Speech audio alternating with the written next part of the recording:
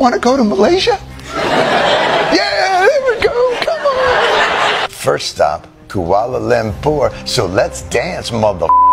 It's fun to stay at home. Ladies and gentlemen, it's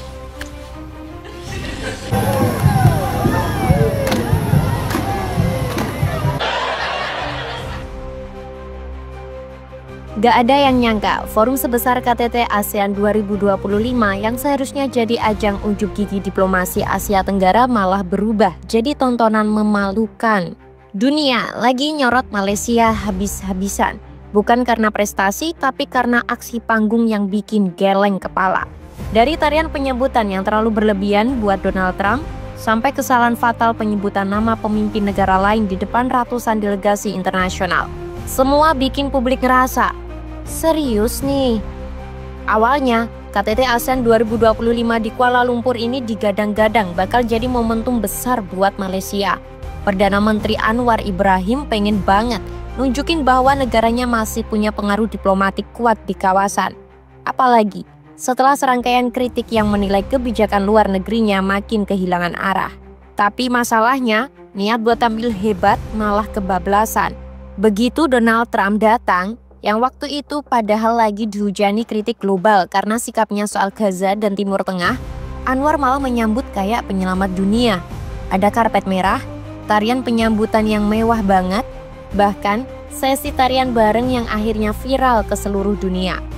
Yang bikin publik kaget, bukan cuma karena terlalu berlebihan, tapi karena timingnya gak pas sama suasana dunia. Saat negara-negara muslim lagi marah besar ke Amerika Serikat karena dukungannya ke Israel, Malaysia malah kelihatan kayak sedang berusaha cari perhatian Washington. Dari situ, gelombang kritik pun muncul.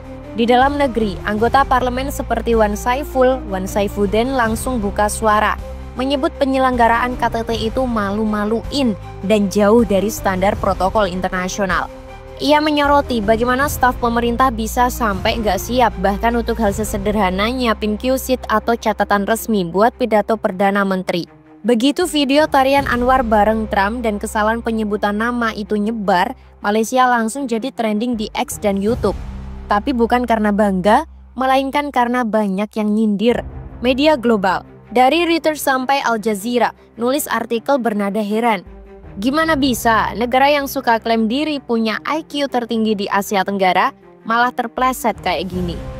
Kemarahan di parlemen Malaysia makin memuncak. Banyak anggota dewan yang ngerasa pemerintah seolah menjatuhkan citra negara sendiri demi cari muka ke Amerika Serikat.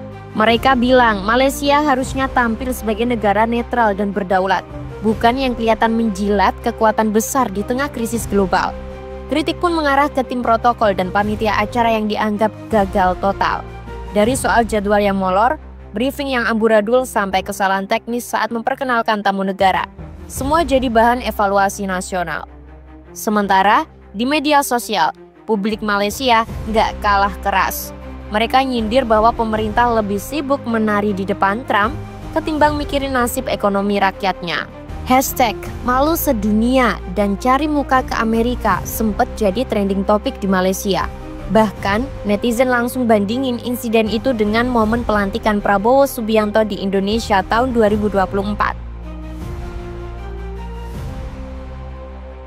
Jangan ada salah sebut nama pemimpin-pemimpin yang datang ke negara kita. Ini memalukan negara. Sebab lepas buat pembetulan, lepas buat salah, terpaksa buat pembetulan, dan ini menyebabkan satu dunia nampak kelemahan kita. Excellency Joko Widodo, the President of the Republic of Indonesia.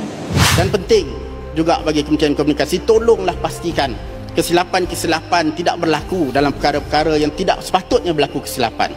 Jangan ada salah sebut nama pemimpin-pemimpin yang datang ke negara kita. Ini memalukan negara. Sebab lepas buat pembetulan, lepas buat salah, terpaksa buat pembetulan, dan ini menyebabkan satu dunia nampak kelemahan kita. Apabila pemimpin negara asing datang, bercakap mengenai kehadiran pemimpin asing, saya juga nak nyatakan bahawa sambutan yang kita bagi kepada mereka, terutama pemimpin-pemimpin yang kontroversial, janganlah keterlaluan. Satu dunia sedang mengecam Donald Trump sekarang ini kerana genosid yang dijalankan di Gaza. Tetapi Perdana Menteri kita menyambut beliau dengan bernari tergelik-gelik di tengah panas di lapangan terbang. Apa logiknya sambutan sebegini diberikan kepada individu yang sedang dikecam oleh seluruh dunia. Saya hormati dan saya muliakan Sultan dan yang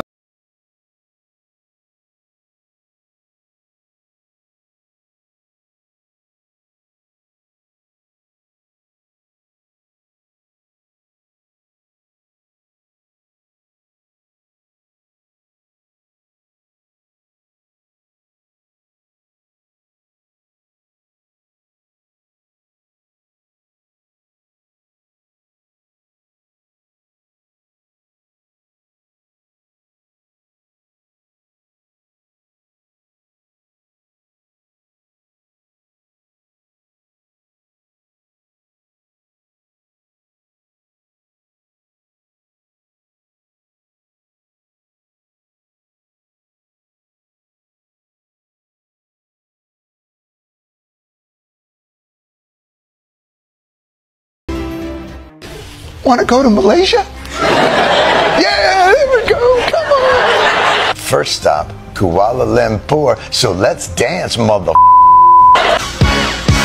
It's fun to stay at the... Ladies and gentlemen, it's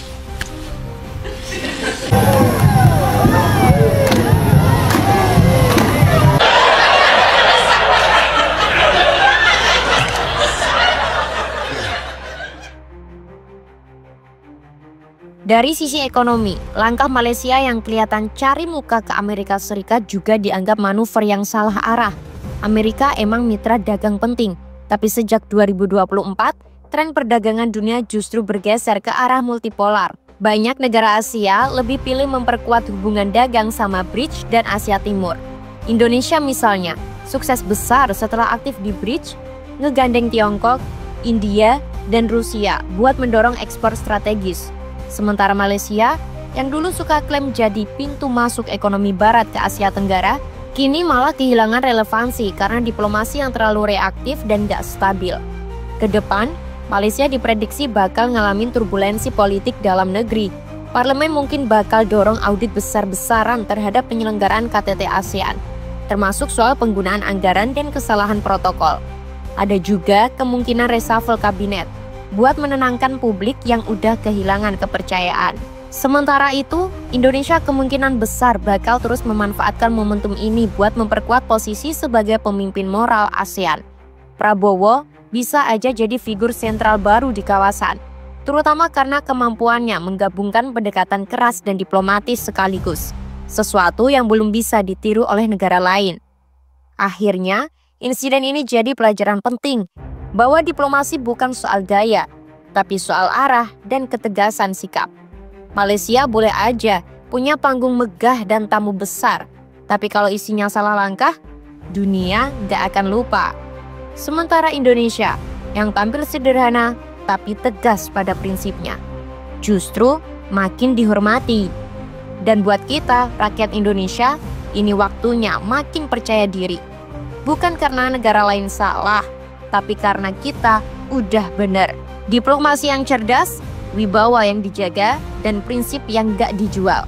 Itulah yang bikin Indonesia berdiri tegak di tengah dunia yang lagi goyah.